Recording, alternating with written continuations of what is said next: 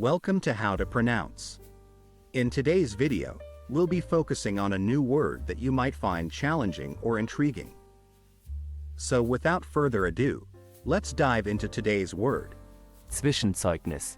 which means a written evaluation or assessment of an employee's performance halfway through their employment contract.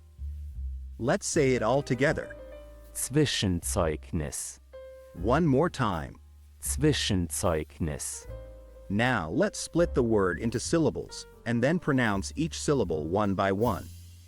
Zwischenzeugnis. Thank you for joining us on this adventure in pronunciation. Remember, language is a journey, not a destination. Keep exploring, experimenting, and expanding your linguistic horizons. We'll see you next time.